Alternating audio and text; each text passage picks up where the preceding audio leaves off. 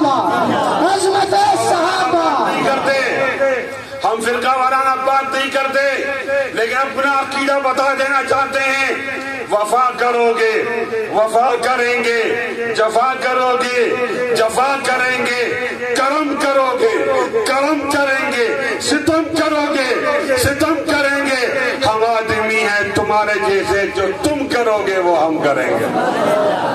ایسا کیوں ہوا؟ ایسا اس لیے ہوا، عاصم سلیم باجوہ نے چوری کی، جنرل عاصم سلیم باجوہ نے چوری کی، ہم نے ٹویٹ کیا کہ اس کو برطرف بھی کرو اور عاصم سلیم باجوہ کو گرفتار بھی کرو، دائیں ہاتھ بھی کاٹو۔ مجھ سے پوچھا گیا دائیں ہاتھ کیوں کاٹو؟ میں چوری ریاست مدینہ کے اندر ہو گئی ہے نا۔ عمران کہتا ہے یہ مدینہ کی ریاست ہے، چور مار رسد مدینہ میں آ کر چوری کرتا ہے، پھر ہاتھ کاٹنا چاہیے نہیں کاٹنا چاہیے؟ السارق والسارقہ فاقطعوا ایدیہما جزاء بما کسبا نکالا من اللہ۔ ہم تو ایک عرصے سے چاہ رہے تھے کہ اگر پورا اسلام نافذ نہیں ہوتا سزائیں تو نافذ ہو جائے، سزائیں آ جائے۔ آپ نے چوری کی جنرل صاحب، آپ کا ہاتھ کٹے گا۔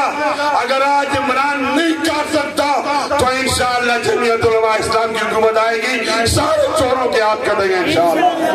ذرا اونچا انشاءاللہ بولو، معلوم ہو جائے کہ ہم جنیوں سے ڈرتے نہیں، اونچا بولو۔ اس سے چھپانے کے لیے پہلے انہوں نے موٹر وے کا واقعہ کیا، توجہ کو عوام کی ہٹانے کے لیے، ایک شخص کو بچانے کے لیے امیر صحابہ کو گالیاں دی اور پھر ڈاکٹر عادل کو شہید کر دیا۔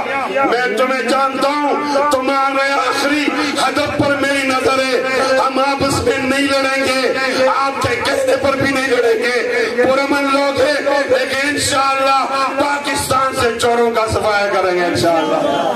اور اونچا بولے سب انشاءاللہ۔